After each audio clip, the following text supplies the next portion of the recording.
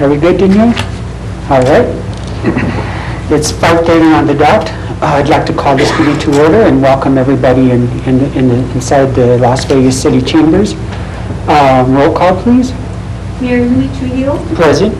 Councilor David Romero. Here. Councilor Joseph Baca. Here. Councilor Michael Montoya. Mr. President. Councilor David Ulibarri Jr. Here.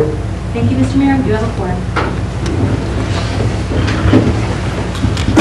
I pledge allegiance to the flag of the United States of America and to the republic for which it stands, one nation, under God, indivisible, with liberty and justice for all. Mr. Baca, would you please lead us in a prayer moment? Simply that we may always make the best decisions for the benefit of our community and our citizens. Thank you, Mr. Baca.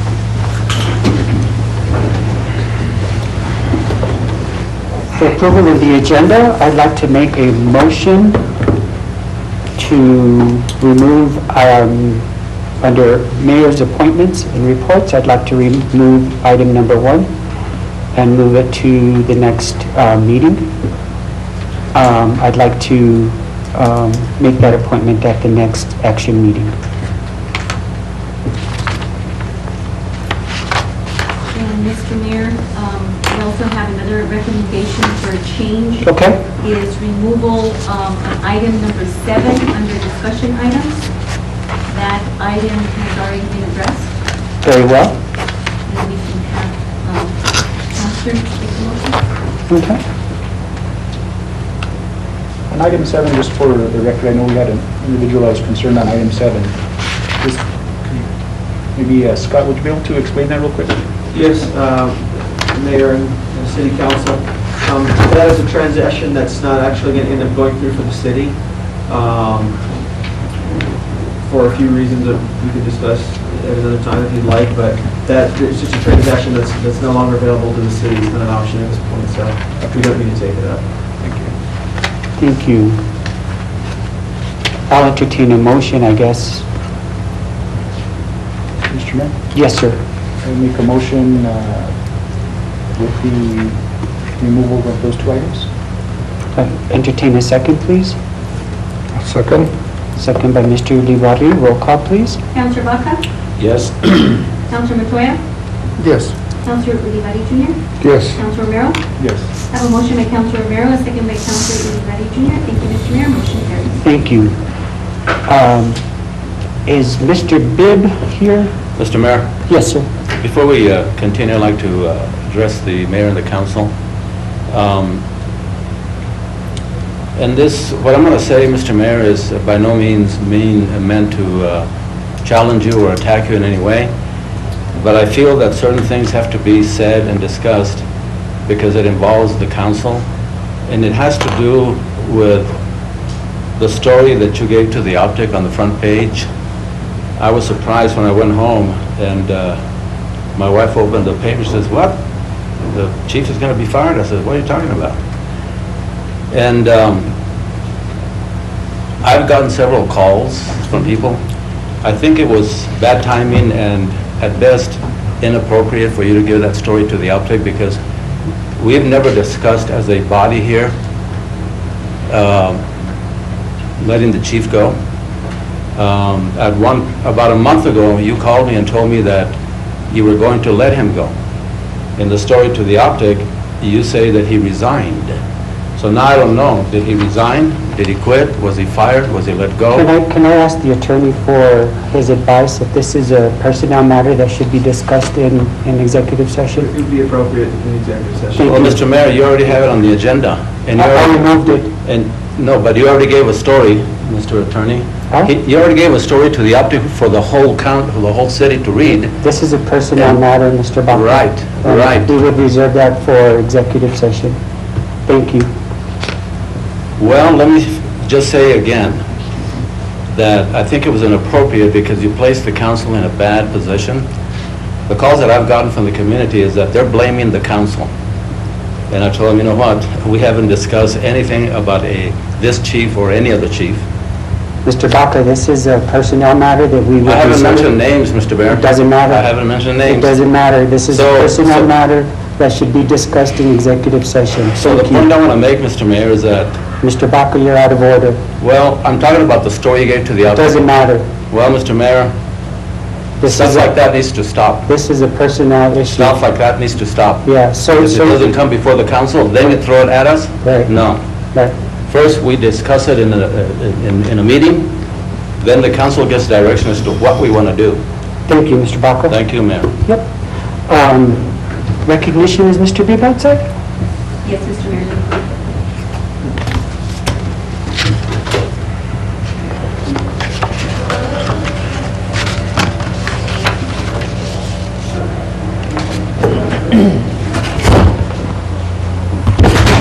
Hi, Mr. Bibb. How are you? Mr. Mayor? Come on over. This is a certificate of recognition for your outstanding excellence, honoring you, Mr. Bibb, as the police chief. Thank you, sir. I appreciate that. Thank you for your years of service as chief of police to the city of Las Vegas Police Department. It is with great appreciation for your dedication and commitment to the city of Las Vegas Police Department. Thank you for going above and beyond, serving the citizens of Las Vegas. We wish you luck in your future endeavors. Sincerely. Thank you, Mr. Bibb. Thank you, sir. I appreciate it. Would you like to say a few words? If I may. Yeah, go ahead. It's been the crowning achievement of my 31-year career to be the chief of police. And if I had to thank anyone, I'd have to thank God first. He's the one that gives me strength and gives me the fortitude to carry on. My family has been abundantly supportive. My wife and my daughters have been fantastic. And thank you to the council who confirmed me when I came in. And thank you to the previous mayor that appointed me. Thank you very much. Thank you, Mr. Bibb.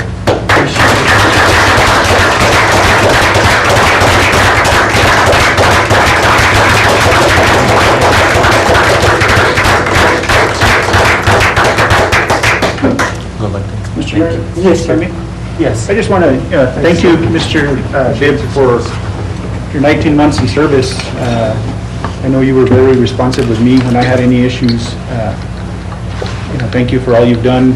We're never going to, in the positions, as chief or a councilman, we're never going to make everybody happy, but we do our best, and I believe that's what you did, is you did your best. Thank you, sir. Thank you. Thank you. Absolutely. Thank you, Mr. Bibb. At this time, I'd also like to recognize our new employees. Bill, would you care to introduce them? Oh, yes, I'm going to introduce first Steve Gilroy, who just goes by Gil. He's our code enforcement officer, so he's going to be taking care of a lot of those issues that you brought to my attention in terms of abandoned buildings and dangerous buildings and those kinds of things. So he just started this week, and we're so happy to have him on board. Gil, thank you for accepting this challenge. Thank you, Bill. Welcome. And then standing right next to him is Loretta Martin Abreu Martin. Abreu Martin. Abreu Martin. And so she's been with the city for a long time. I just moved her over into our office, so she's going to be helping out with some really important things. She's going to be our community liaison, so she'll be the person that people who want to call City Hall, want to talk to them, me or the mayor. She'll talk to them about a lot of the projects, see if we can't get them taken care of immediately. And then the other important thing that she will be doing is organizing a council of volunteers. And so we've got lots of people who want to volunteer. We've got lots of volunteer organizations, some with resources, some looking for resources. She's going to help us coordinate all of those things. Mr. Mayor? Yes, sir. Thank you. I'm very familiar with Loretta Abreu Martin, known her for a long time. Could never kick her out of the radio station, she was always there. But I'm not familiar with the gentleman. Can he or you, the city manager, give us a little bit of background, his experience in code enforcement, or his background, his experience? Would you like to address that yourself? Sure. I was in the Navy for 22 years. Thank you for your service. Pretty much, I was a senior chief petty officer. My whole job was enforcing uniform regulations, good order and discipline. That's what I did for the last 15 years of my career. After I retired, I went into working on aircraft for the Coast Guard. I was working on people level maintenance, rewiring aircraft. Same thing, meticulous attention to detail, paying attention to what's going on around me, and keeping everybody on my crew safe. So after I did that, I retired for a couple of years so I could build Miss Gilberry, a gigantic house up in the mountains. And I needed a break, so I decided to go back to work. But as far as actual code enforcement, I've never done it before, but I've taken it as a challenge. I've already started the qualification process for being certified as a code enforcer. I'm pretty sure I can pass the test today if we can. Everything was in place, but we're setting it up so that everything will be in place so that anybody that comes in won't have to scramble for the materials to make it happen. Well, with your background, it doesn't seem to me like you'll have any problems enforcing. And with your experience with aircrafts, I'm wondering if you wouldn't be better suited working at the airport with your experience. These jobs that are consistent. The kind of work that I do is actual internal on-aircraft work. I see. Aircraft work is very cheap. Yeah. They don't like to pay for parts that go into their aircraft. But, there's just not enough volume there. I see. Thank you. I worked at E-Clips. I had two of my guys on my crew when we finished our contract with the Coast Guard. They went to E-Clips when they were first starting up 15 years ago. Yeah. And they both worked there until it slowed down. Well, again, thank you for your service to our country. Thank you. Happy to be part of the team. I'll let you help out. Just a comment, I think he said a very important word there, team, because this is going to involve the collaboration of the fire department. They're very involved in code enforcement. We require the collaboration of code enforcement officers over at the police department. We've already got those balls rolling, and I think that we're going to see people working together for the common good on this. Thank you. Good. Welcome aboard. Thank you. Ms. Martin, would you like to say a few words about yourself? I just want to thank you for the opportunity to work with you and with this new administration and each of you here. And I hope to be serving you in the best capacity that I can. And I hope to just enjoy where I'm at right now and be able to serve the community and your administration the best that I can. Thank you, Loretta. I've been with the city for about 12 years now. And I think that I am well suited for this position, and I hope I do the best that I can. Thank you, For Loretta. each of you. Appreciate it very much. And welcome. Thank you. Well, we've been here for 12 years, but I've been here for a while. welcome, Mr. Guevara. Thank Mr. you. Mayor? Yes. Next item on the agenda is approval of minutes for June 10th and June 17th, 2020. Discussion? I'll entertain a motion. Mr. Mayor, Yes, sir. make a motion for approval of minutes June 10th and June 17th. Motion by Mr. Romero, second by Mr. Montoya. Counselor Ulibarri Jr., Yes. Counselor Baca, Yes. Counselor Montoya, Yes. Counselor Romero. Yes. I have a motion by Counselor Romero, second by Counselor Montoya. Thank you, Mr. Mayor. Motion carries. Next item on the agenda is public input, and we have nobody signed up for public input at this time. Okay. Our next item is presentations not to exceed between 10 and 15 minutes per person. Our first presentation is by Robert Archuleta, our Community Development Grant Writer Administrator, and Liza Miller from Architectural Research Consultants, providing a final update for the comprehensive master plan. Ms. Robert's not here. Welcome. Gil. Bill, would you have the pleasure of introducing Liza? I know she's been here before, but just for the people who don't know. So Lisa Miller is working for architectural research consultants, and we've hired them to produce our comprehensive plan. And so we're getting near the final turn. Yep, and we're here to, or she's here to give you a presentation on where we're at and what we have. Perfect. Welcome. And I'm standing in for Robert Archuleta. Okay. Thank you, Mr. Hendrickson. Good evening, Mr. Mayor, Council. Thank you for your time tonight. As was mentioned, my name is Liza Miller. I'm a community planner at Architectural Research Consultants in Albuquerque. We're contracted with the City of Las Vegas to do your comprehensive plan update, and I'm here to give you an update on that project. Don't worry, we won't go into detail of all this, but I want to give you the material so that you can have additional information at a later time if you want it. Thank you. First of all, I want to say that I'm super excited that you guys have a code enforcer. I'm probably happier than a normal person should be about that, so congratulations. To start off, I just want to go over quickly what a comprehensive plan is, because I suspect that some people are new to the process. A comprehensive plan is a policy guide. It's adopted officially by council, but it is non-binding.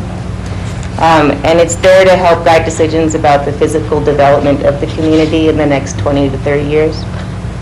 It's a reflection of the community. It's developed by the community to represent what the community wants its city to look like in the coming 20 to 30 years.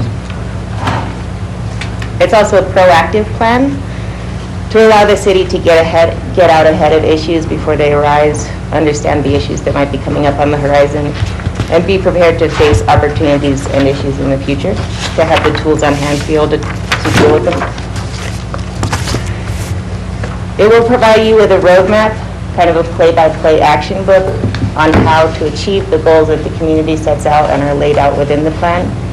So the plan is developed for the municipality with actions that the municipality can take in order to achieve the goals that are identified by the community, that the community wants to see achieved.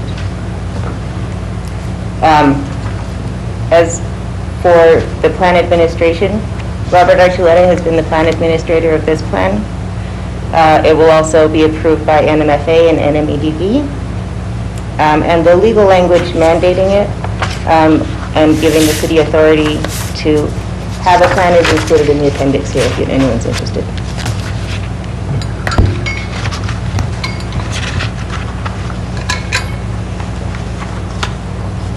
As for what's in the plan, the City of Las Vegas plan is kind of extensive, more extensive than some plans are. Will include existing conditions, but also a good governance chapter, land use, facilities administration, transportation and utilities, parks and recreation, economic development, housing, and hazards mitigation. So it's going to be a pretty extensive plan that covers many, many issues in Las Vegas. It will also include goals and policies outlining what the community wants to see happen, along with an implementation plan to guide the city in terms of step-by-step actions needed to be taken in order to achieve those goals.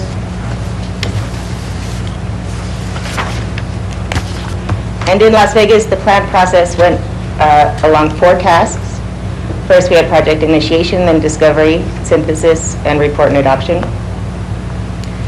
Task 1, initiate project. We worked with Robert and the city to designate a steering committee who helped guide the plan process throughout the whole process, really.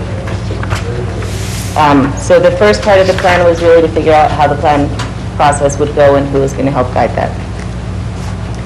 Next, we did discovery, which included reviewing existing plans, and a list of those plans is included in the appendix here if you want to see what sources fed into this plan. So that all of those plans, the existing plans, your existing comprehensive plan, your existing MRA plan, and a number of other plans are all work together. So this plan includes all of those plans. Collecting data, figuring out existing conditions, and then bringing that back to the steering committee and the community to validate that information. And then we took all that information, turned it into something that was legible, something transforming and interpreting data into useful information, essentially. And then bringing that back again to the community to review it. We talked to a lot of focus groups and the public and community engagement. And finally, task 4, report and adoption. We are in step 1 of this task right now. We're getting draft chapters out. Robert's starting to review them, and hopefully we'll get you guys a draft to review hopefully next week, hopefully. And then that will go to the state departments for review. Once I get those edits from all of you and from them, we'll have a final draft, and then we'll bring that back for a public hearing and hopefully adoption. In terms of who participated and how, like I said, we had the steering committee who helped guide the process. And there's kind of a list of their tasks. We had a lot of stakeholder participants, including most of your institutions, all your department heads, NMDOT, Historic Preservation, community groups, Main Street, local business groups, community sports leagues, student councils, and lots of interviews with, like I said, department heads and city workers. In terms of public engagement, the most important part of our public engagement for this plan was the community survey. And I'm going to briefly go over some of the results here, and there's a larger, more detailed summary of the results in the appendix here if you want to see them. So to get outreach out, we did radio interviews, press releases, Facebook page. We handed out the survey electronically starting in December, and then we printed a link in the Optic and on the city homepage, and we put out paper copies in the utility bills in January. We got back over 1,000 surveys. We got back 1,115, which is really a remarkable result. And within those surveys, we got over 800 open-ended comments. So we really heard a lot back from the community. And all of that will be included in the final document in detail, all those comments, all those survey results. But can I ask you what was like a number one concern from our citizens? Well, I have a couple pages about it. I would say the number one concern, to put it in general terms, would be community pride. Okay. A lot based on the fact that the people want to see the appearance of the city improved. So city appearance, community pride, kind of the overarching storyline, city appearance and specifically streets and park maintenance. So kind of just a summary of the overall themes are on page 17. The top priorities for Las Vegas citizens are city appearance, including street maintenance, good governance and public trust, increased things to do in general, unity and pride, community unity and pride, and jobs in the economy, which I could kind of sum up as build civic pride and unity, earn public trust in city government, improve the lives of the people of Las Vegas, protect the land, water, and history of this place. The top values identified by citizens are the community and historic small town feel of Las Vegas, as well as the affordability, natural setting, and culture here. And the top concerns that were brought up were education, city appearance and maintenance again, trust and corruption, things to do, and safety. So what I kind of did was take all the survey results, go through all 800 comments, classify and categorize each one of those 800 comments. And the goals that came out of that are listed on page 19. Again, community pride right at the top. Building civic unity and improving city appearance. Rebuilding trust in the city government. Expanding activities, improving jobs, improving public education, and improving recreation. So tips and recommendations for that cover all of these are going to be in the comprehensive plan. Perfect. So some of the topics that have arisen throughout the whole process, including the survey, including the focus groups, including the steering committee, are listed on page 20 there. And the major recommendations that will be included in the plan, this is by no means all of the recommendations, these are just like the bullet points. We want to make sure that the city is planning for stability, not a growing population, because we're just not going to see that. I don't see that happening. The city charter needs to be rewritten. We're going to include recommendations on developing a digital archive that includes documents, city documents, as well as GIS. There's kind of a lot of planning that needs to be done, which is, I know, probably not what you want to hear from a planner. But by planning for the structural organization of the municipality, you'll be able to have a lot more capacity moving forward in order to accomplish things in the city. So a lot of the plan is recommending things to improve how the city functions, including developing a facilities master plan and asset management plan, and again, that digital archive with GIS, improving street maintenance, which came up again and again in the survey. You're going to need a parks and recreation master plan, but more immediately improve park maintenance overall. And the plan will also include recommendations for updating and utilizing LIDA. The state recently passed some edits to LIDA that allow you to do more things with LIDA. And so that about covers where we are now. So in the next steps, you'll get drafts, then we'll go up for adoption. Are there any questions? I just have a comment. This is fascinating. Thank you. It's a really nice document, and I've read it before. I just think, my hat's off to your organization for assisting us. Thank you. And we look forward to a plan that we can, Councilman Troy and I were talking about a retreat earlier, setting some short-term and long-term goals and utilizing documents like this to guide our way.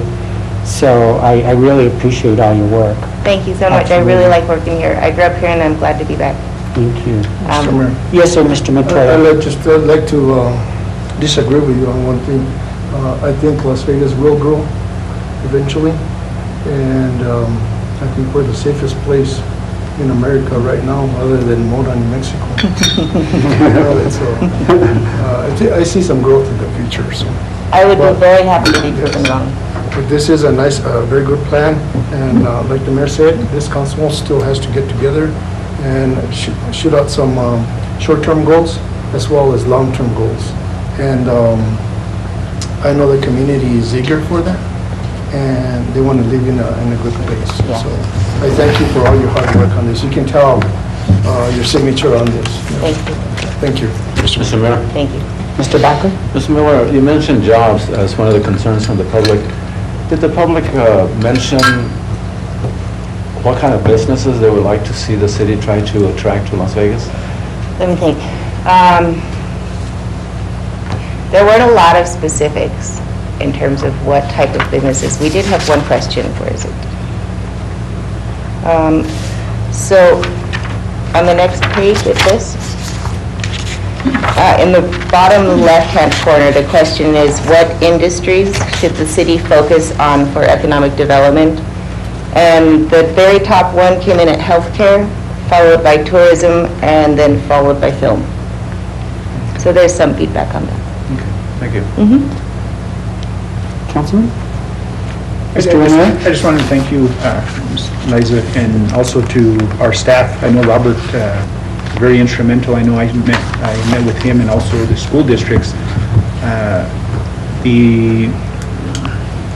The students were even involved in the survey. I think one of the high schools made it kind of mandatory in one of the classes to make sure they took this. I think there was like 200 and almost 300 students that participated in that from that school alone.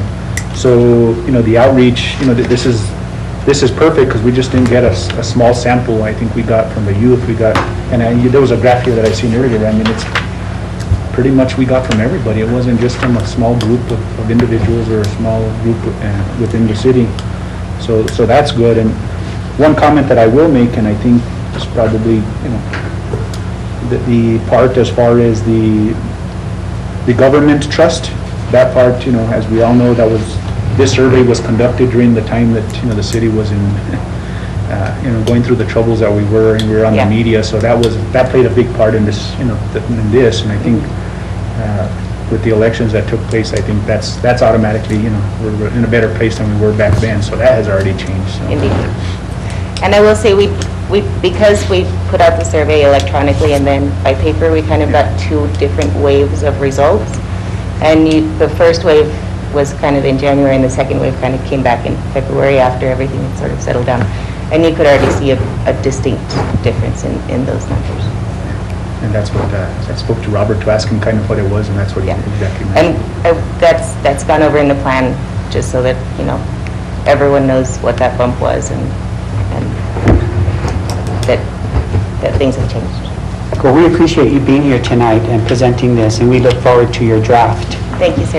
in the next coming week, we Yes. hope. One last question. Yes. You mentioned Parks and Rec Master Plan. Yes. Is that something that you'll give us guidelines, but is that something that you also help with if we do? I mean, We would, my firm would, so you have Groundwork Studio working on your Guyanus Riverwalk right now. They're more of a landscape architecture firm, Yeah. but we could partner with them and do the demographics and part of the outreach. But our primary planning is more facilities and community planning. Thank you. Mhm. Thank you, Liza, I appreciate it. Thank you, Mr. Mayor. Yeah, thank you, Mr. Hendrickson. The next presentation, I'm sorry, go ahead.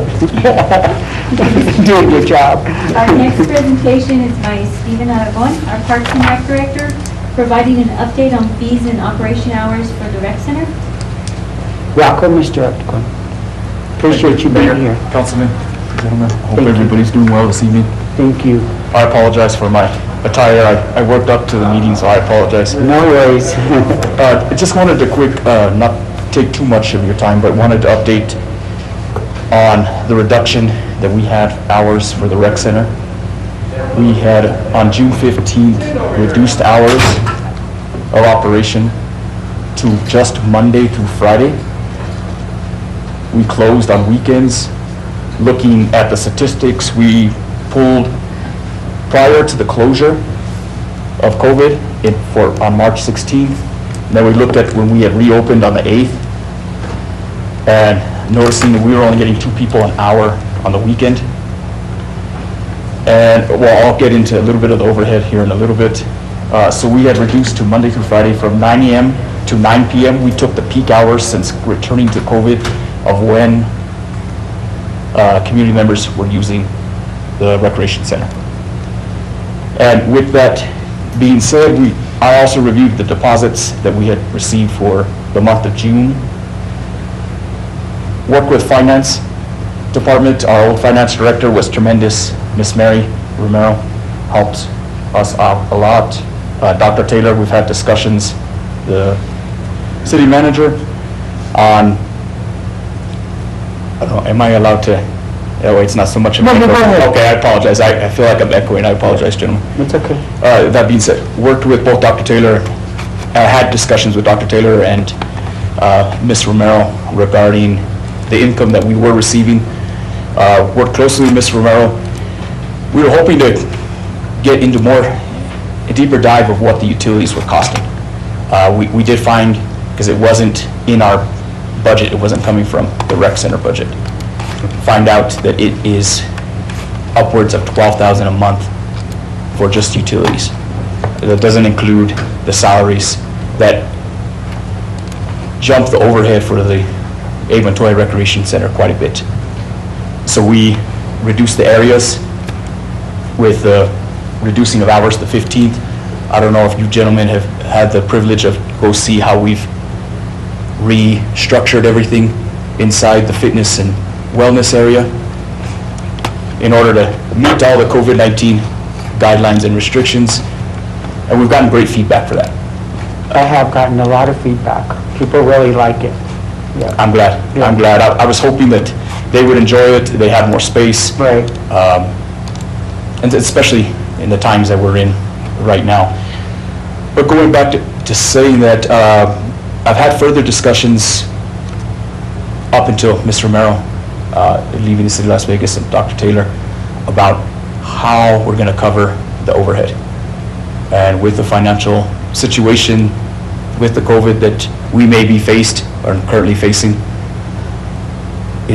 could be a likelihood of reducing hours again in order to just keep the rec center open. We're currently open the 12 hours, and looking at something to do with 8 hours. A lot of our overhead is, of course, the utilities and the salaries. With doing that, we would be able to reduce salaries and, of course, the overhead. We've already shut off the racquetball courts and basketball. We couldn't anyways with the governor's restrictions for recreational activities, but we were using some of that space in the racquetball area. We've eliminated that space so that we could cut down on the utilities, but unfortunately, with talking with finance, we won't know for another 2 months once we get the bill what's our reduction. So we brought in June just a little over 3,000 for just fitness. And as I talked about the utilities, it's only covering 30% that we're aware of. And that doesn't include any salaries.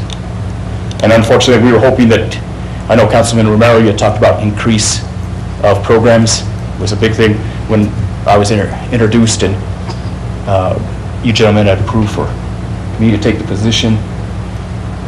We were hoping with this next phase that Governor might allow us to do some outdoor programs, but that didn't happen. So that's where a lot of the revenue does increase from, or come in for the recreation center. And unfortunately, right now, we can't have any of that. It's not a decision that we've made yet, but just having discussions and wanted to be able to talk with you gentlemen and see what concerns are from your constituents that you have maybe heard about the reduction in hours and what possible another reduction. I know that I wanted to have another discussion about our recreation fees, but unfortunately I wasn't able to put a full presentation together that I wanted because most of the recreation centers across the state of New Mexico are closed. So I can't get that information. I wanted to be able to do a comparison and be able to present information and to see if we're where we need to be. Stephen, just so the governor has the mandate, so for 14 days, there has to be a decline of number of COVID cases before they go into the next phase of reopening. And because there's been an increase in the number of cases in San Miguel County and in the state, I hope not, but I'm afraid your point might be moot because I have a feeling they're going to roll back some of that stuff and, close the gyms and the salons and like they did before. Just looking at the numbers statistically, I don't think we're going to decrease the number of cases in New Mexico. And but we'll see. So we have this week, and then a week of aggregation of data, and then she'll make the final decision of where we go from there. But I appreciate you taking the time and looking at that budget, scrutinizing that budget. Recreation centers are like libraries or museums in a community. It's a quality of life thing. And if we have to do what we need to do, budget-wise, then that's what we need to do. And you have my full support with whatever decision you come up with. Yes, sir, Mr. Montoya. Mr. Mayor, would solar lighting be a cost savings, or? It wouldn't be the initial installment Yeah. of solar, but solar would be a huge savings. Because I know that PNM has credits for solars, and that's the way New Mexico is going to begin with. But on solar lighting, you can, it outlasts this regular bulbs by, 15, 20 years on some of those lightings. And also, I think that we need to move in the direction with Loreto now on board as far as getting volunteers to help us out. There's a lot of seniors that are willing to go and help out, 2-3 hours a day and so forth. I don't know what our policy is towards that, but, that alone, like that cleanup that we had, we saved a lot of money. It's a good idea. From the budget. So I think those kind of things we need to be inventive about. And on another hand, Mr. Mayor, I'd like to, and council, I'd like to thank the Recreation Department and their employees for the well job done over here across City Hall. Yeah. They really cleaned up that area next to the parking lot in conjunction with a team effort with New Mexico Highlands University that cleaned also, they cleaned behind the train there on 1129. It beautified the area and we won't have a homeless problem there, a trash problem and so forth. So I commend you guys and your department for doing all that cleanup. But those are the two suggestions I have that maybe will help, It's a good idea. It'd be a tremendous reduction to go green at the recreation center. And also, I know it's further down the road, but the air conditioning unit is really outdated. And it uses the old Freon. No. Yeah. And that uses quite a bit of electricity. Can we give direction, Mr. Mayor, to move forward and ask our city manager to go in that direction and ask PNM, see if we can, what kind of a program or how much they would offset? Because that's a long-term savings that we could inquire there. Absolutely. We already started already some communication with them, so we'll follow up. All right. It's a good idea. That's a good idea. Thank you, Mr. Montoya. Anybody else? I just had a comment, but I feel the way you do, Mr. Mayor, is that I think it's a moot point. I mean, I did have concerns as far as the weekends not being open, and I had an idea as to maybe, and I think I'd spoken to the city manager, maybe split times during the weekday, and then maybe, making it available at least a couple hours on weekends. But I'm with you. I think that the governor is going to roll back, and I think, for us to plan that, it's not going to happen, I think. Thank you. Anybody else? Thank you, Mr. Ottawa. I appreciate your time. Thanks for being here. And thanks for your hard work. Thank you. The parks look beautiful. I've had so many people comment on the parks looking so beautiful. Thank you so Hopefully much. everybody's gotten to see the new benches out there at Plaza Park. I did Saturday. I sat on one. Thank you very much. Mr. Mayor, the next item on the agenda is discussion items. Item 1, resolution number 20-36, a resolution to extend city contracts until a budget is finalized. We have our city manager, Dr. Taylor. Mr. Taylor?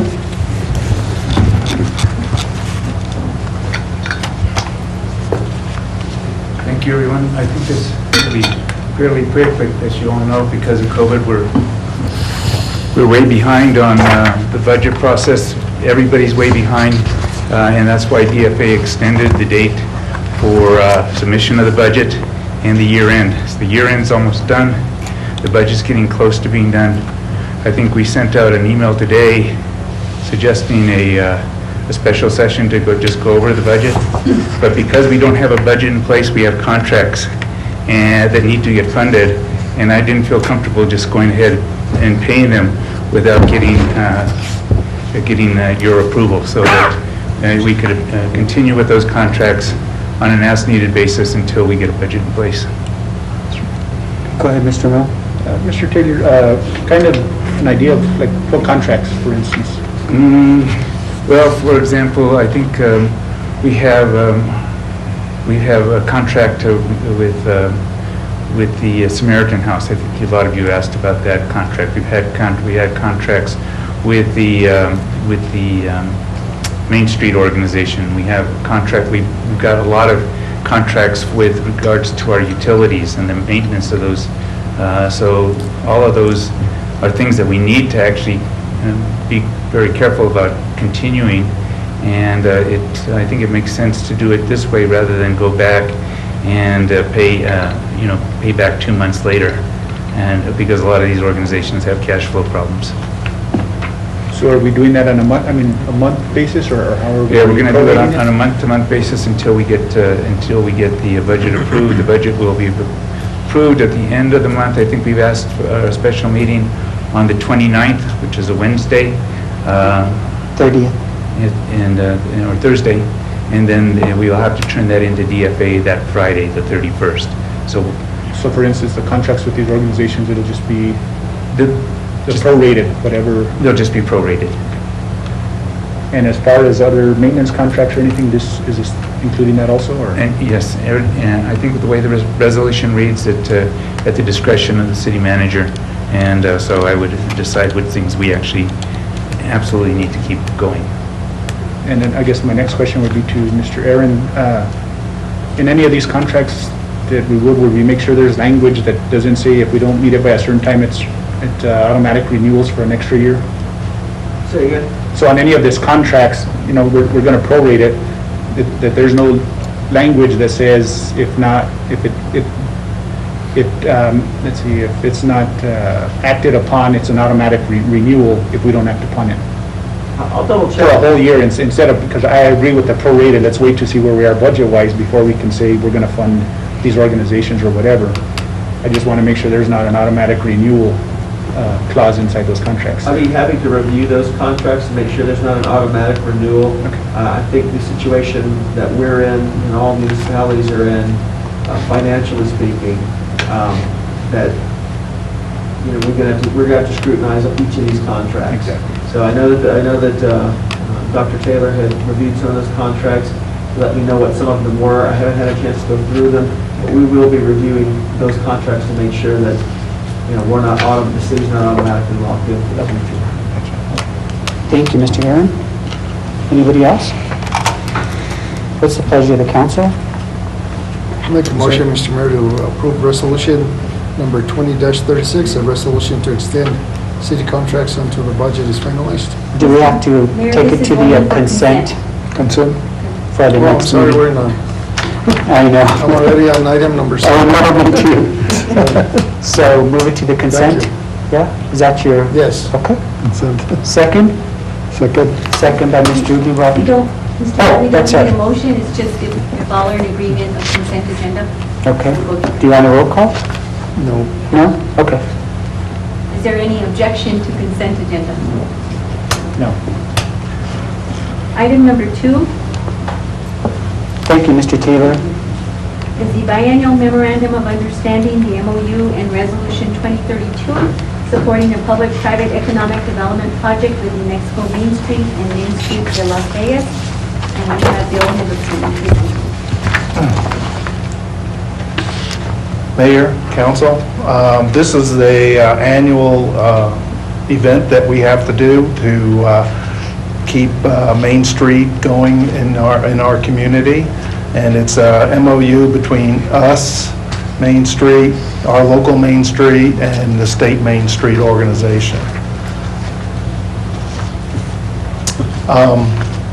And I just want to add, I think we're probably all aware of the things that Main Street does for our community. We're working on the biggest project, dollar-wise, is our Great Blocks. They're bringing in about $600,000 for that project, and that's not even the count of what the plans are for the near future for doing the rest of Railroad and so forth. So for a small little organization that we have in our community, it's got a big bang for its buck. And so our department recommends that we move forward with this MOU, this annual MOU, and we'll be submitting it for approval. Thank you. Any discussion? Mr. Mayor? Yes, sir. I had a question. We have an MOU with Main Street, don't we? We have a contract with them that will be followed up with on that. And this MOU is really between the three organizations as far as living up to the expectations that state Main Street dictates. So even though we have an MOU, we still need resolution? Right, that's correct. And that contract will stipulate our local things. This is really how the whole system works between us, our Main Street, local Main Street, and state Main Street. Gotcha. And they have to live up to certain requirements that are in that document as well. So the financial aspect of that is in the MOU? Is Yes. what we pay? It's just an MOU. And That shouldn't be a we resolution. basically promised to contract with the local organization and provide funding for them. Thank you, Mayor. What's the pleasure of the council? Consent? Consent? Consent. Everybody in favor? Okay. Thank you. Thank you, Bill.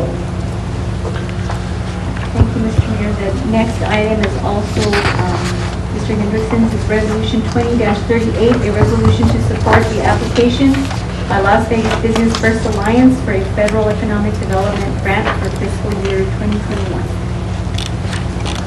Council, Mayor, this is a discussion to let you know what Lodgers Tax and LV First is getting ready to work on a grant through the EDA, which is the Federal Economic Development Administration, and this is part of the CARES Act, where they've been provided funding for communities to do promotion, tourism, and so forth.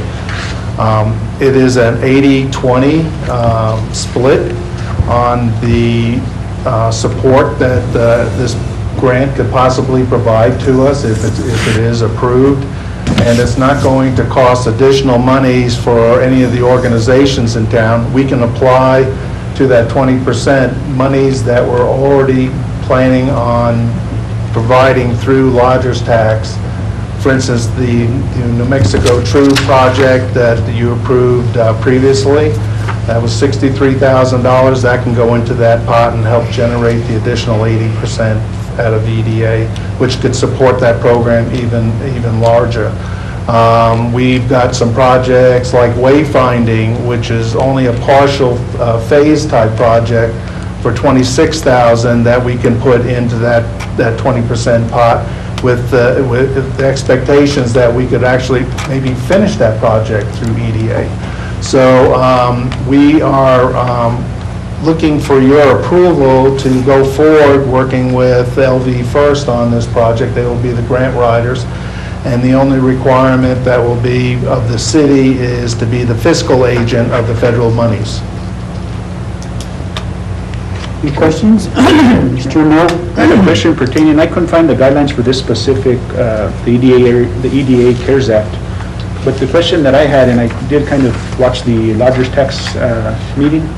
The question that I had is, and you brought it up also today, is you said that the money that we've already approved through Lodgers Tax can go towards as a match for this grant. That's correct. So kind of the way I read it, and I don't have the specifics to this one that we're applying it, I guess, well, it's not us, it'd be the others that are applying for it, but what I'm saying is, if that money was already specified for that, the way I kind of read this is that it's for COVID related. So how does that tie from the COVID? How does COVID tie into this? That, that money that's already from the past that was approved, how does that tie? I'd like to have LV First stand up and explain. They're here to also support for this conversation. Okay. You asked excellent questions. The way the CARES money is designed, what it's designed to do is help communities recover from COVID-caused economic hurt. And basically our tourism industry has taken at least a 50% hit if it goes forward the way it has the last 4 months. And so EDA is letting us apply for grant money where we can boost our marketing, we can boost our tourist-related infrastructure project and try and recover that economy. Mr. Mayor, we can hear Mr. Slick here, but I'm wondering, he's far away from any microphone. can the audience listening to it on the website? He's welcome to sit here if Can you they want. hear him? Do you want to sit here, Rick? Just so that they'll be able to hear you. Questions, Mr. Mayor? Yeah, and the reason why I question that is, I mean, I'd like, number one, I know this is on, just for consent, but I'd like more information on it, maybe if, if Wyatt or Bill can give me, more of the specifics to this grant. I mean, the way I see it now is, if we approve it, we don't know what's going into it or what the guidelines, what we're tying the city of Las Vegas to. My familiarity with federal grants is, if there was ever an audit, and let's say they came down and they seen that we already approved this New Mexico True Grant and all these different grants, that we already approved them, and then we came back and said, well, we're using them using them as a match. That's where my concern is as a council member. So if there's guidelines that says, I mean, of course, we know tourism has taken a hit. There's no doubt in my mind that it hasn't. But it's just the assurity, if we were to ever get audited, that's my concern. I now understand the question, and it's even better question than I first thought.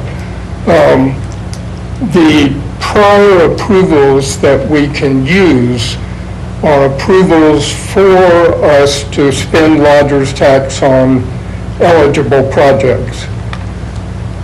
We can't use any projects that we've spent any money.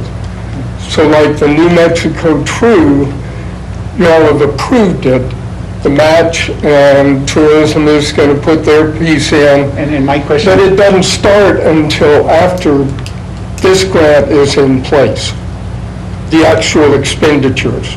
And that would be true of everything that we would put in the pot. We're not trying to wiggle things through here. And that's my concern. I mean, in an audit, they really scrutinize and they go through an audit and review those funds, which there's going to be some reporting, right? Who would be doing that? Would that be the city or would that be Las Vegas First? Maybe Bill can answer these questions with the finance portion of it.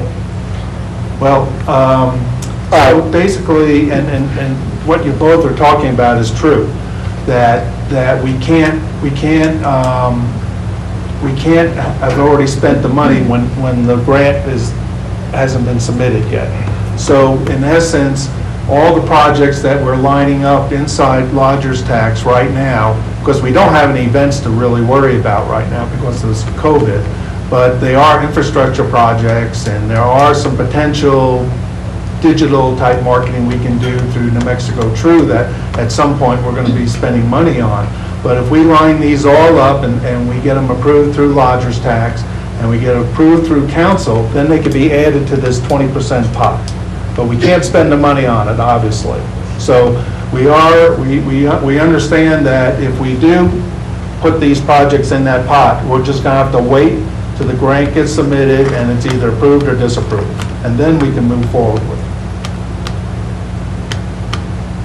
Does that satisfy your answer? Or maybe Mr. Taylor can explain? No, but I know this is just consent. What I would recommend is that we put it as a separate item instead of going to consent, and then maybe from here till next week I could get more detail on the grant, and that's okay. And I don't know if the other councilmen, how they feel, but that's how I feel about it. That's fine. Okay. So we're not moving it to the consent agenda? Just a regular action Separate item. item. Okay. Thank you. All right, thank you. Thank you, Red. Mr. Mayor, the next item on the agenda is number 4, award the RFP 2020-11 portable flame ionization survey for the gas division Heath Consultants. And we have Ms. McGilvery, our utilities director, and Jude, the gas attorney. Good evening, Mayor, Councilors. Thank Mr. you. Manager. Thank you for being here. Good evening. I'm here with Jude Herrera from the Gas Division of Utilities, requesting approval on an award for a proposal that we submitted for our flame ionization survey. We'd like to award to Heath. There were 2 respondents. They were evaluated by a group from Gas Division as well as Project Management. Heath was ranked the higher of the 2. They were ranked based on their qualifications, capability, and experience. And I'd like Jude to talk a little bit about what Heath has done for us. They've been under contract with us for Over 30 years. Decades? I would believe. So we've had really good work with them, but I'd like Right. Jude to talk a little bit about them. We have to do a leak survey throughout the distribution and transmission line annually. With Heath, they provide that service for us as a third party. And we've had a lot of success with them. When I first started, we used to find quite a few underground leaks. We've gotten better with the system where we're finding a few leaks now. Above ground leaks, minors, real minute leaks and stuff like that. But for the most part, with us keeping on top of all this with the assistance of Heath, we've been doing a lot of good things. The annual inspections are state required. Again, we had really good experience with them. This is an RFP, it's a proposal, so we do have the rate structure. There is not a specific dollar amount associated with this contract because we don't always know what the services are that they're going to provide. It's based on the time of year, the weather, the number of leaks, the time frame that they have to be out here, so it's not something that we can definitively say it's going to cost this dollar amount. It's based on the amount of services they provide, but they do give us their rate structure, and this is already budgeted for, so we do always anticipate more than what we paid last year so that we have it in the budget. Any comments, questions? Mr. Mayor, Mr. McCall? what's the percentage of loss? Gas sausage, I think we were at, what, 3%? Between 3% and 4% in the last few years. And that's per year or the last few years? Each year, between Each year? 3% and 4%, yes. Okay. It'll probably be a little bit higher this year because we had an incident where a private contractor hit one of our transmission lines. And so we expect it to be higher this year. And how much money did we spend last year? It was roughly 15,000. And this goes all the way to Redstone or the extension line or? Colmore. Colmore? We take over at Colmore, and we take care of Colmore to Las Vegas, and then everything inside Las Vegas. In the county? Yes. Thank you, Mr. Mayor. Yes, sir. Any other questions, Mr. Romero? I just had one question. You mentioned that a private contractor hit the gas line? Yes, sir. So what's the ramification for him doing that? Or is there a permit that he had to have pulled, or? He was supposed to call 811, he did not, so the state will fine him for that.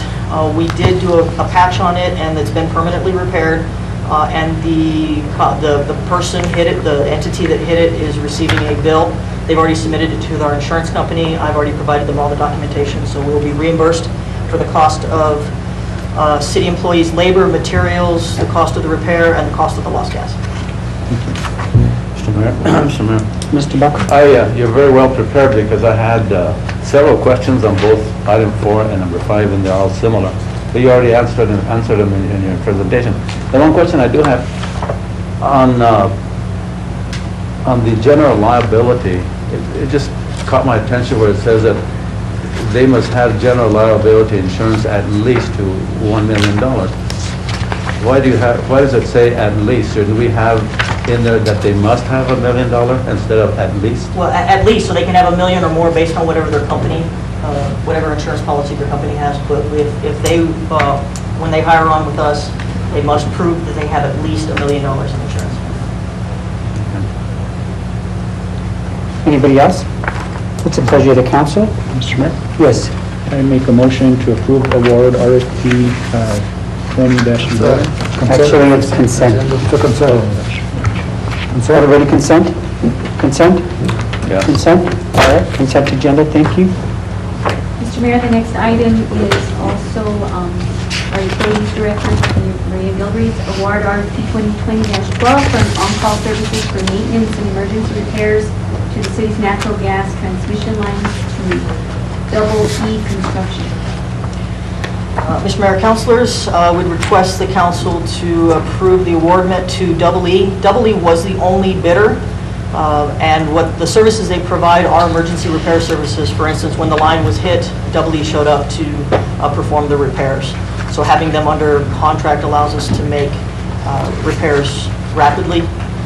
Are they a local company? And they are, Double E is out of, They're out of Albuquerque, New Mexico. Okay. They were from here, originally. Really? Yes. Good.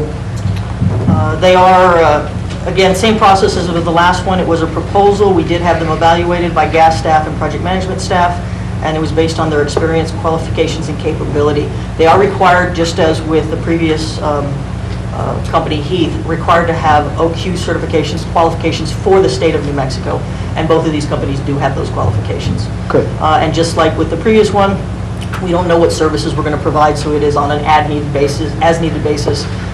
So, What's the pleasure of the council? Mr. Mayor, a question. On the leaks, you don't have anybody there with an engineering level 4 that can fix those leaks? We do, as far as the transmission line, Yeah.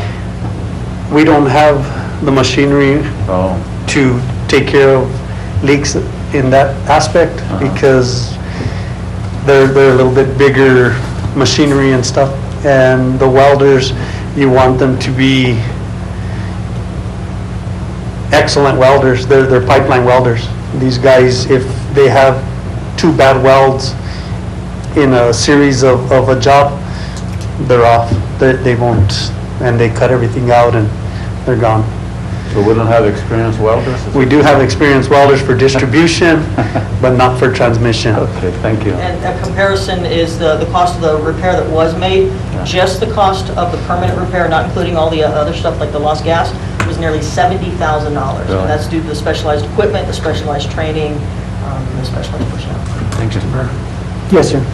Maria, how often are they used, or how many times were they used last year?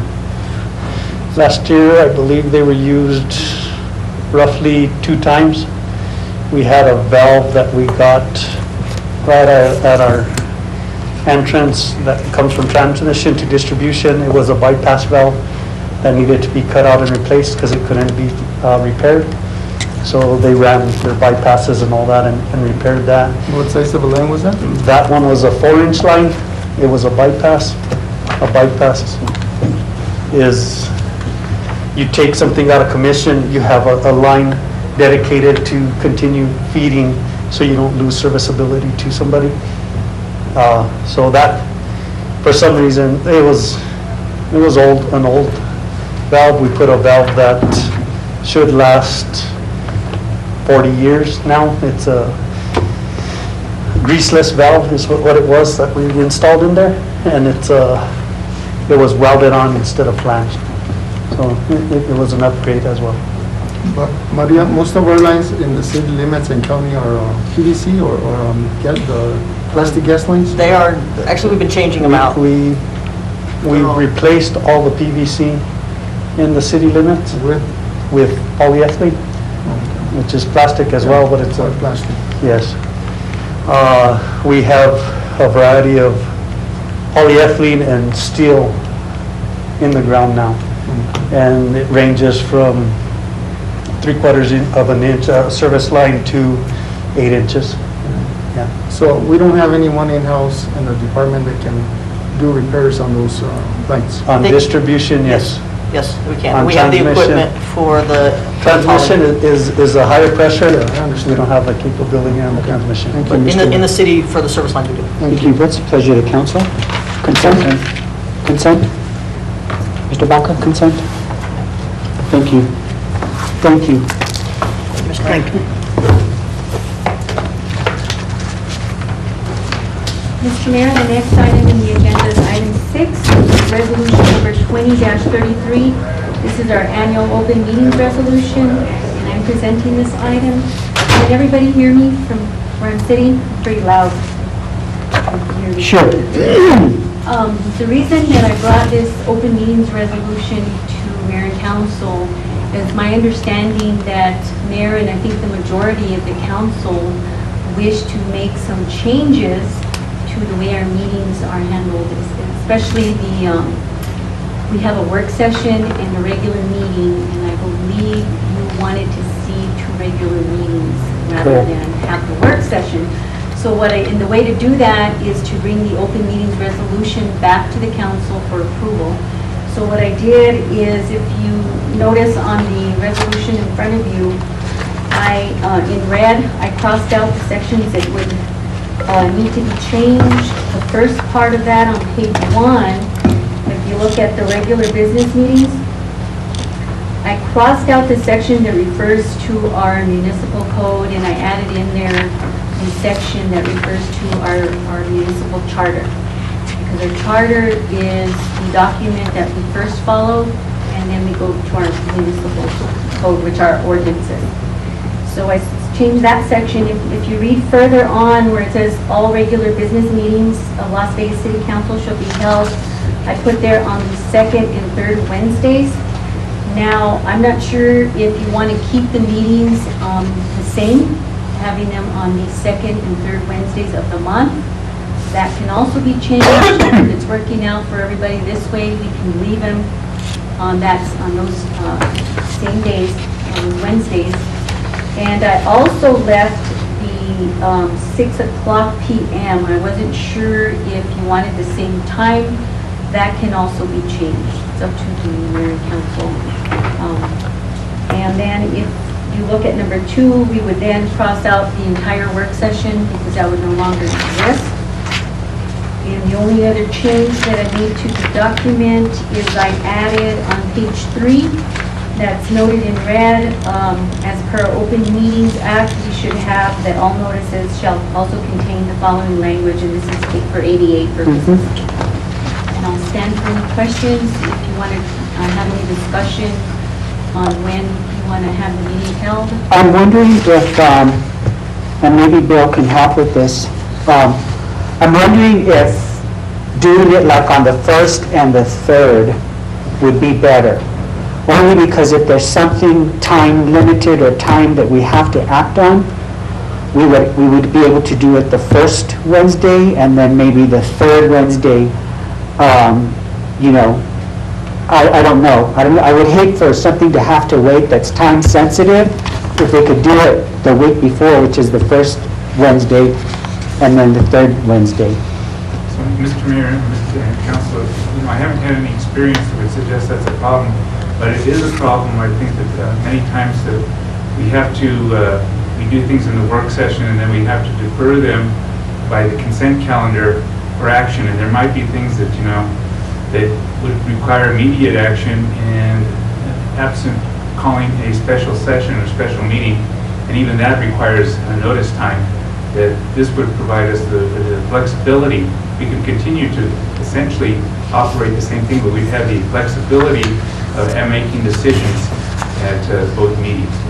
As to whether the first and third or the second and third is better, I do think that the 2 weeks might give us a little bit more time to plan and consider and give better presentations.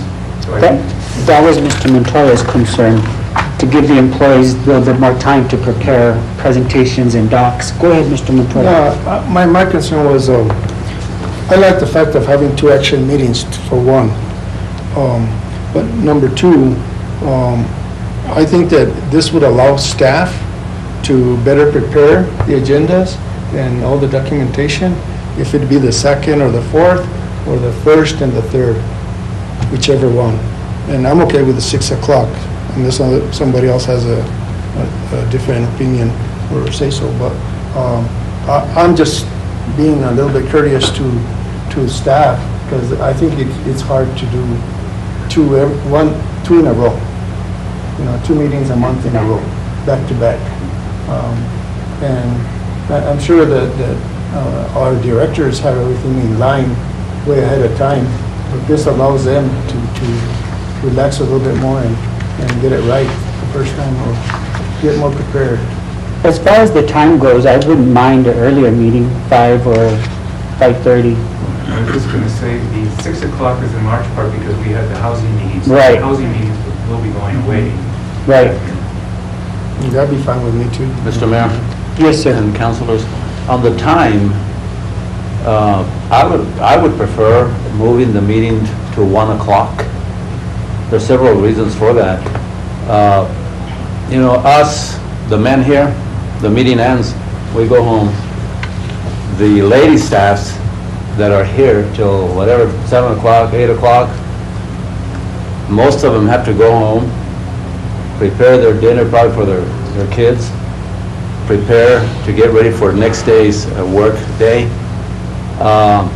In the case of wintertime, and then it's not dark now, but in the winter when it is dark, I think that we probably put the staff in danger. And I'm talking now about the lady, the women staff, especially in the case of one person that has to drive all the way up to Sapeo. Excuse me.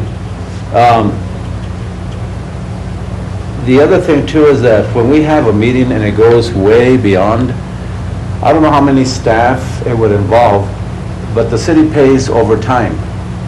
I don't know if it paid time and a half, not to the directors, but to other staff that have to stay back. With the way we're headed with the budget now, 2021, the COVID issue, and our budget being strained, it would help the city to save some money if we didn't have to pay overtime. Well, there's ways to address overtime. They can Excuse me, actually, Mayor. they can actually. Excuse me, Mayor, I had the floor. Go ahead. Thank you. So, I would prefer to move the meetings to 1 o'clock, so that if we started the meetings at 1 o'clock, by now we'd be going home, or 5 o'clock, we'd be going home. I don't know how the council feels about that. I'd like to comment on that, Mr. Mayor. Yes. I think that the public would be left out because most people work from 8 to 5. Yep, that's why they did it. And I don't think that the public would appreciate us, in a sense, hiding away from them by not letting them the opportunity to attend our meetings. I think 5:30 is fine. As far as the employees, that's the job that we have. I mean, that's what we signed up for. If you have to pay overtime, well, we'll pay overtime. If we want to shorten out the meetings and get out here faster, well, we have control over that. And I was going to say something too, is that we can offer flex for employees who have to stay, you know what I mean? Not pay them overtime, but let them go 4 hours early tomorrow, or as many, so that we don't have to incur any overtime. So, and then the other concern I had, Mr. Mayor, or a question that I had for the city manager was this. According to this resolution, are all the commissions, advisory boards, and committees following the dates and times provided by this resolution at the present time? Are they meeting at city establishments? Because we got like 30 committees and commissions over here that I hope they're following this guideline. Or if they're not, that they better change it, because otherwise they're going to be in trouble as well as we are. And you got the Fiesta Committee, the Youth Commission, the Film Commission, the Museum Board, so forth and so on. There's about 40 of them. Mr. Mayor, I think there's a couple of answers to that question. One is that since I've been on, almost all the meetings have been by Zoom. And so these, for example, the Lodgers Tax Board, they've had several meetings, but they've all been by Zoom. And then some of our boards aren't up and operating, so we don't have a museum. You mentioned museum board. We don't have a museum board right now. But the ones that I know of have been meeting, and they've been meeting by Zoom. But it's a good idea. Because they're held to certain dates and certain months in this resolution. For instance, the Police Advisory Commission, they should be meeting on the third Thursday of every month at 3 p.m. at the police department, for instance. And they are. And each organization has that. So I just, Mr. Mayor, if I may, so the reason that we have these listed on here is so that the committees or boards don't have to pay advertisement each time that they meet. So we don't have to have them on here. They can, as they meet, they can pay the advertisement for the publication, and that way it's not in writing that they're meeting at that time. So we can remove that if it's the wish of the council. We don't have to have it on there. That was put on there so we could save money. well, I don't mind it being there, but. I don't believe they're all meeting. I don't believe all of them. Some of them have probably dissolved from the last administration. Yeah, but the ones that there are. There are a few that are. The ones that are active, I'm concerned about, because it shows on here that they meet on the first Thursday of the month, 1:30, on the third Thursday of the month at 3:30, and the second Tuesday of the month at 1:30. So we're saying something over here, and they might be doing something else. I'm not quite sure. As far as I know, Mayor, the ones that are meeting on those days. Okay. If not, we need to keep tabs on that, Mr. Mayor. Mr. Mayor. Going back to the original resolution, I would support a 5 o'clock, 5:30 meeting, and it being either the second or the fourth Wednesday or the first and third Wednesday. Thank you, Mr. Mayor. Mr. Mayor. Thank you, Mr. Baca. I wasn't done when Councilor Montoya jumped in. Councilor, I don't like the word you use, hiding from the public. We're not hiding from the public. Look around. How many people from the general public do we have here? And normally, how many do we have? Very few. Mostly department heads. Whoever likes watching the meeting in the comfort of their home, these meetings are recorded. Anybody gets out of work at 5, whatever, they can still go home and see it on the computer. Most people probably get out of work at 4, 4:30. So I resent you using that word. Maybe you're hiding. I'm not hiding. So please don't put words into my statement. I appreciate that. I have a question too. But it's amazing that the council will even consider that 1 p.m., but that's fine. That's fine. I did have a veteran that approached me yesterday. I think all of you know him, Paul Salas. He did ask me about the advisory, Veterans Advisory Committee. Is that still ongoing? Are they still meeting, or have they dissolved? I don't believe they are. I'm They're not sure. meeting. So who would be in charge of, because he told me that he's concerned if they're not meeting. And he told me that, and I don't know what he bases this on, but he told me the Veterans Association, he says, brings in $8 million into the economy. Now, I don't know how. He didn't tell me and I didn't ask. But he was concerned whether that Veterans Advisory Committee was still meeting or not. So I need to get back to him with an answer. I don't know who's in charge of keeping it going. I don't know if it's up to the veterans or to the city. I have no idea. Mr. Mayor and Councilor, I believe the executive office used to handle that, the meetings, board, and since we don't have anybody in that position, I know we have Ms. Abreu that's in that office, so I guess we would have to call each one. We have a list of the members and see if they are meeting. Okay. I think I'd appreciate that. I'd appreciate that because I want Mr. Salas to know that I followed through on his concern and I just, didn't forget about it. The other So- thing we could do is discuss it at the retreat. If we ever have one. You'll be pulled tomorrow on a couple of days. Thank you. Mr. Mayor? Mr. Uri? The comment that Councilman Baca said about 1 o'clock, we only having meetings twice a month. And if any of us can make it twice a month from 12 o'clock on, that's kind of, a little off for me because, I can handle that. But coming in at 1, because, I do have a part of a business that, I run.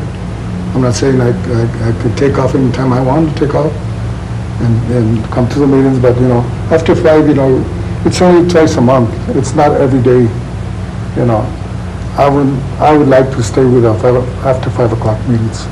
Thank you. Thank you, sir. Mr. Mayor? As far as time, I don't mind a little bit earlier. I'm pretty flexible. As far as the dates, I mean, I'm okay, whatever, the majority feels, I'm very flexible, so. Okay. Thank you. What's the pleasure of the council? Consent? Consent? Mr. Mayor, if we can we put that on a separate item? Is there just some language that I'd like to maybe sit with the clerk on that? That I'd like to discuss with her and before I discuss anything, just legalities and maybe with Scott on that? Sure. So if we could put that as a separate item? Certainly. Thank you. So is there a sense of agreements of 5:30 or 5? I don't mind 5. 5? And how about first and third or second and fourth? Whatever works best for the employees, I would think. What do you think? I recommend, Mr. Mayor? You know, I'd recommend before we get too far along of which weeks we're going to do, one thing that might be prudent is to take the calendar and figure out when the holidays are that the city observes, so we make sure we're not picking, let's say if we pick the fourth week, and that knocks out, you know, Thanksgiving, that might knock out Christmas, I don't know what other city holidays, so we might want to just take a look at the calendar to see what holidays the city looks at, and our choice may end up revolving around whatever those holidays are. That's a good idea. And I can tell you, on Wednesdays, we don't recognize the holiday, it's usually Friday or Monday. Okay. So with that, Mr. Mayor, Yes. being the clerk, that you're the one that puts the agenda and the meeting together, what's your recommendation, second and third, or does it, I mean, I know, Probably second and fourth. That way it's not the first week Yeah. of the month.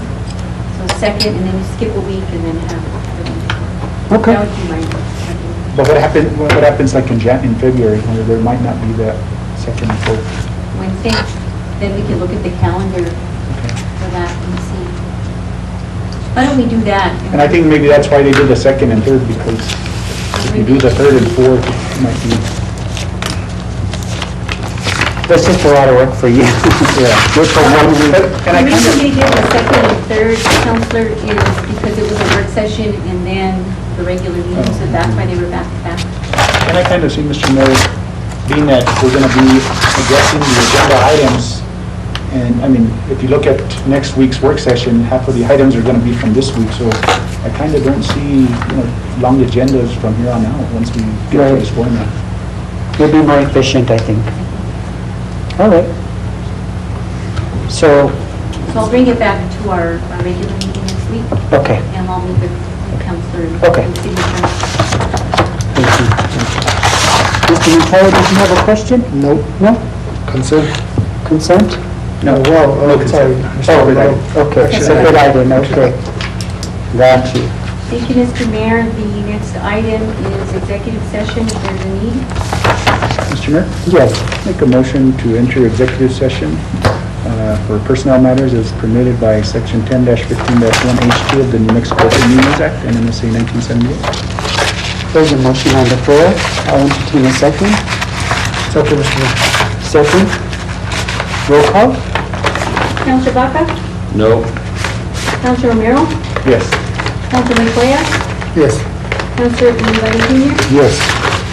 I have a motion by Counselor Romero, a second by Counselor Montoya. Thank you, Mr. Mayor. Motion carries. Thank you.